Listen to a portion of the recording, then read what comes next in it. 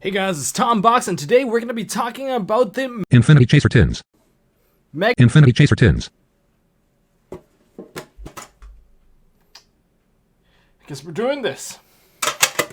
Hey guys, it's Tom Box. Welcome to MST.TV. And yes, there is a sniper dot in between my eyes. I know someone's going to leave it down in the comment section, so I'm going to point it out now. So, well, hopefully I survived until the end of this video. If I do get sniped up, make sure you guys activate Monster Reborn by smashing the subscribe button and ding the notification bell. Appreciate you guys for doing so. And you guys can also hit like to give myself a bit more extra life points. But anyways, to the content of this video, we're going to go to the Megatins. We're not cracking open a Megatin. I'm sure all of you guys have already acquired your copy of Dragoons now, or whatever else that you are looking for. There's a lot of great cards in here, don't get me wrong. I mean, Mega Clops is in there, Borderlord Savage, Appaloosa. There's a lot of things done right, but there's also a lot of things, man, that just makes me want to crush this tin.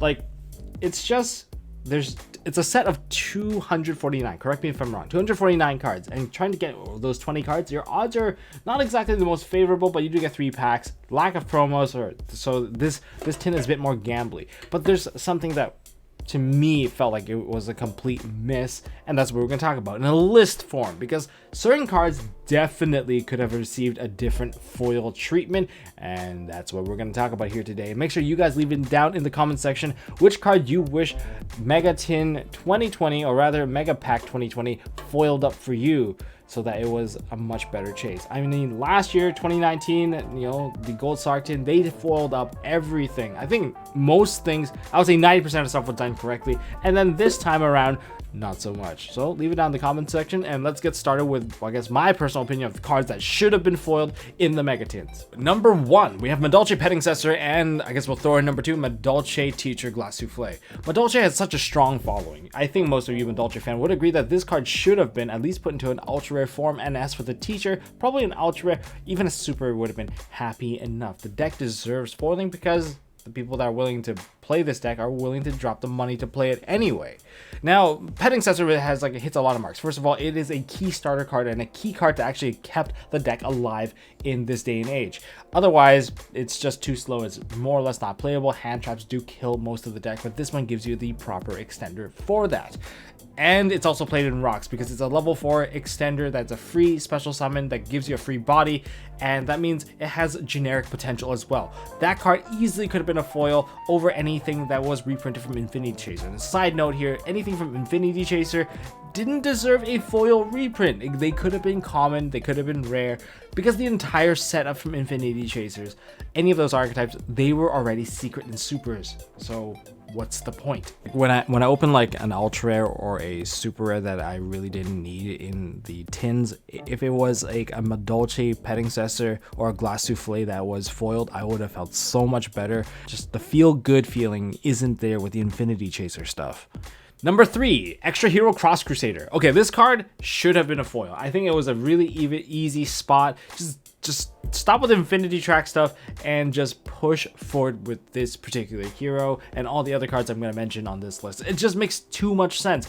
Either these cards are really good or they have a lot of, you know, players that are fans of these archetypes, and you kind of just let them down. I hope you are just planning something for the future for them, and I mean, there is potential for you guys to plan a future product with, you know, these cards being foiled up, or rather there are some mentions of some cards not being foiled up because, oh my goodness, they definitely don't deserve those spots. There's just no market for them at the moment, unless you're planning to make those cards really good for the future perhaps. Then we're gonna have to eat our words here, but for now, I'm not gonna eat my words here. I feel like Extra Hero Cross Crusader easily could have taken another foil spot from one of the Infinity Chasers. Number 4, Neospace Connector. I get it, it already came out super rare. That's cool. And it'd be nice if we got an ultra rare version of this card. First of all, it was the opportunity for Infernoble Knights, because Infernoble Knights, a lot of the builds, in fact, I would say most builds, would run Neospace Connectors in there because it generates 2 warriors by summoning out an Aqua Dolphin. And since you have such a great product for people playing the Infernobles that was released, you know, just a couple weeks ago, and then you drop this one, it creates it so that, you know, it feels good that, oh, even though I didn't get the best card possible, at least I got a foil Neospace Connector, so I can foil up something that I am actively using right now. That's why it's great. And yeah, sure, it might devalue the previous special ed one, but when did we ever care about that? Like, that was like always a known factor that cards eventually lose value unless they're like super collectible. So this one definitely missed the mark. I felt like it was just a missed opportunity. So I'm kind of clumping it with the hero stuff here, but it is another card that could have gotten an ultra rare foil. So you can summon an ultra rare dolphin with an ultra rare Neospace Connector. Number 5, rather than foiling this card, Gladiator Beast Domitianus shouldn't have been an ultra rare. It could have been any other rarity. I would have been fine, just not an ultra rare. Why? Tell me guys this.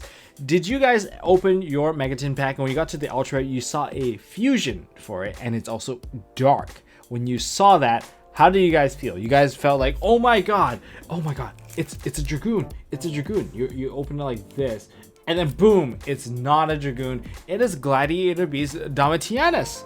That's how you package disappointment. You set them up only for them to realize that they got nothing at the end. If it was a super rare, secret rare even, I would have appreciated it, but as an ultra rare, it trolled me 3 times and it made me cringe a lot. That's why this one is here, number 5. This one just should have been foiled up differently. Everything else but an ultra would have been great, so that I don't have to get that feeling.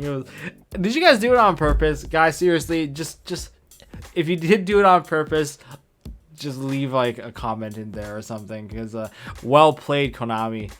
You got me. Number 6, Barricade Borg Blocker. This card's utility as a link is mainly to dump cards into the graveyard and provide you with a little bit of extra security by chain blocking. Alright, this card is good for utility. It is played right now in, say, the Synchron builds. It makes sense to actually foil up this card. Perhaps another deck could use it in the future. I mean, even before the Synchron builds, we had Spirals already using it as a part of their combo.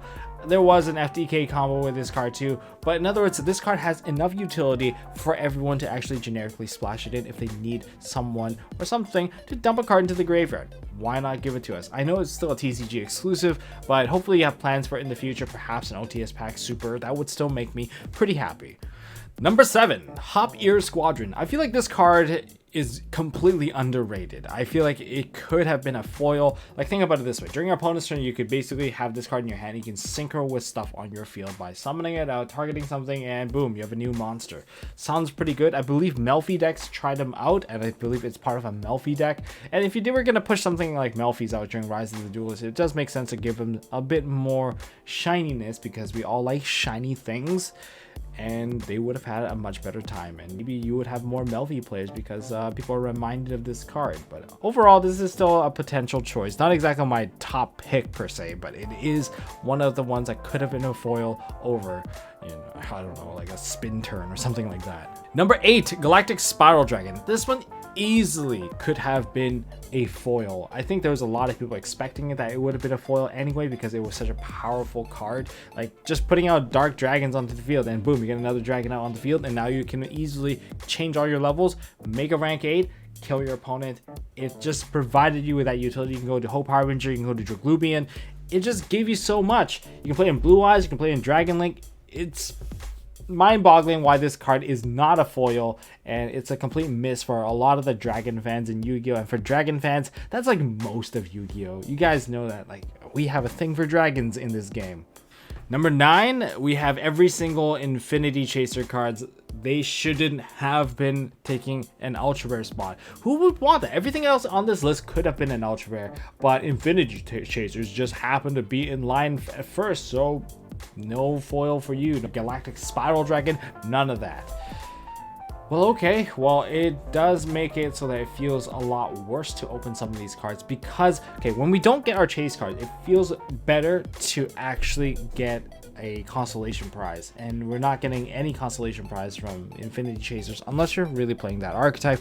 If that was the case, more power to you. But there's the only good thing that came out of it was it decreased the price of some of the stuff that was a bit more expensive and a lot less accessible. So that's the only saving grace I can give this one. Otherwise, I feel like making them all foil easily is just one of the most redundant things in this particular set. And number 10, a card that should have been foiled, Rocket Synchron. Why is this card not a foil? I don't know, but it definitely should have been a foil. Like Rockets, they have a strong following because it's Varus's deck, and Varus is a badass, guys. He kicks ass on screen. He has his board load stuff, and this is still a really good tuner Synchron. Just so if you are playing quick launch, you need the tuner. If you're playing Dragon Link, this was one of the versions that we played previously, and you know what, to this day I still think it is a very good card. Easily could have been a super rare. I just think it's a missed opportunity right there. With the amount of Rocket fans we have, judging by my own YouTube audience, there's a ton of people that love Rockets. And I bet you guys think that Rocket Synchron also could have been foiled up to either a super rare or an ultra rare, or maybe even a prismatic secret rare.